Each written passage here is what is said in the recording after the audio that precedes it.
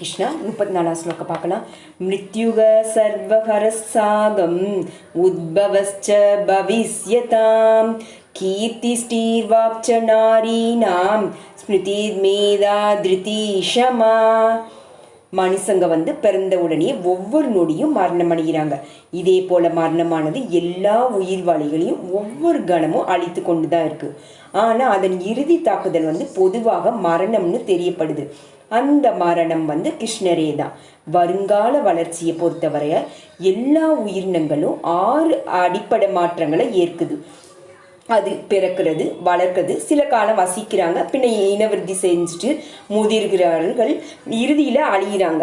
இவற்றில் முதன்மையானது கருவில் இருந்து வெளியில் வருவது தான். அதுதான் கிருஷ்ணர். அந்த முதல் தோற்றமே வருங்கால செயல்கள் எல்லாமே ஆரம்பம்.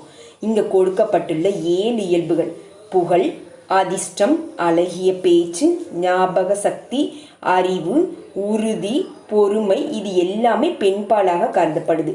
ஒருவர் இதை முழுமையாக இல்லைன்னா இதற்றில் சிலவற்றை பெற்றிருந்தாங்கன்னா அவங்க புகழத்தக்கவங்க ஆவாங்க. ஒருவர் நேர்மையான மனிதன் என்ற பெயரை பெற்றாலும் கூட அவங்களும் புகழத்தக்கவங்க தான் ஆறாங்க. பக்குவமான மொழி என்பதனால சமஸ்கிருதம் ரொம்பவும் புகழ் வாய்ந்தது. ஒரு விஷயத்தை படித்த பிறகு அதில் ஒருவரால் நினைவில் வைத்து கொள்ள முடிந்தால் அவங்க நல்ல ஞாபக சக்தியுடன் அருளப்பட்டவனாக சொல்லப்படுறாங்க.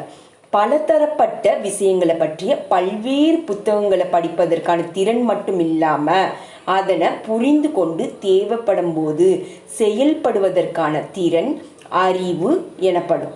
ஸ்திரமற்ற நிலையிலிருந்து வெளிவருவதற்கான திறன் உறுதி இல்லைன்னா திடம்னு சொல்லப்படுது.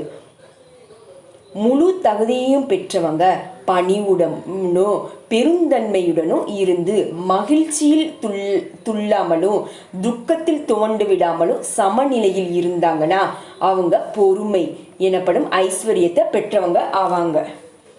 அதாவது கஷ்டமாக இருந்தாலும் சரி நஷ்டமாக இருந்தாலும் சரி ரெண்டுமே சமநிலையில் பார்ப்பாங்க. இப்போ கஷ்டம், ஐயோ எனக்கு முத்திரம் அந்த கஷ்டம் வந்துருச்சே பார்க்காம ரெண்டுமே, அந்த ஹாப்பினஸ் வந்தாலும் அந்த ஃபுல்ஃபில்மெண்ட் ரெண்டுமே 2 பிளேஸ்லேயும் இருக்கும் சமநிலையில். அதுதான் 35 ஸ்லோகம்.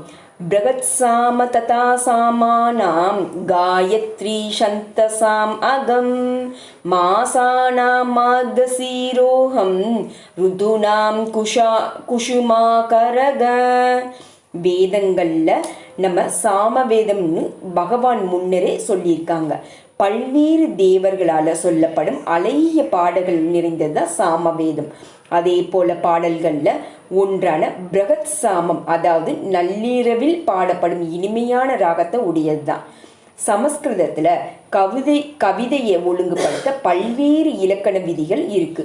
அது பெரும்பாலான நவீன கால கவிதைகளை போல எதுகை மோனை இல்லாம மனம் போல போக்கில் எழுதப்படுபவை இல்லை.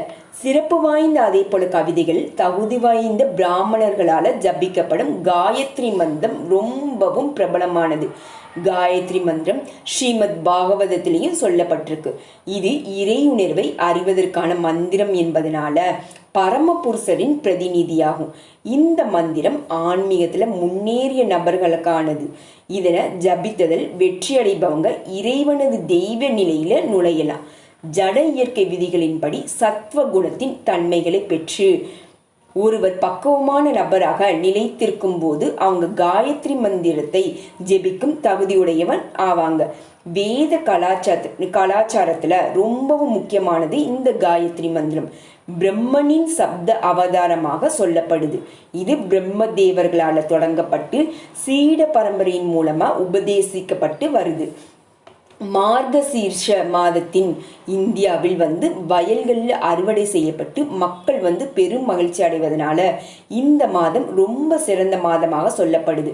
பருவங்களில் சிறந்த வசந்த காலம் உலகங்களிலும் விரும்பப்படுது. ஏன்னா இது மிகவும் வெப்பமானதும் இல்லை, ரொம்பவும் குளிரானதும் கூட இல்லை. மேலும் பூக்களும் மரங்களும் இந்த பருவத்தில் பூத்து குலுங்குது. கிருஷ்ணனுடைய லீலைகள் சம்பந்தமான பல உற்சவங்கள் வசந்த காலத்துல வருது. அதனாலதான் பருவங்கள்ல ரொம்பவும் மகிழ்ச்சியானதாகவும் முழுமுதற் கடவுள் கிருஷ்ணரின் பிரதிநிதியாகவும் இது சொல்லப்படுது. ஹரே கிருஷ்ண கிருஷ்ண கிருஷ்ண ஹரே ஹரே, ஹரே ராம ராம ராம ஹரே ஹரே, ஹரே கிருஷ்ணா.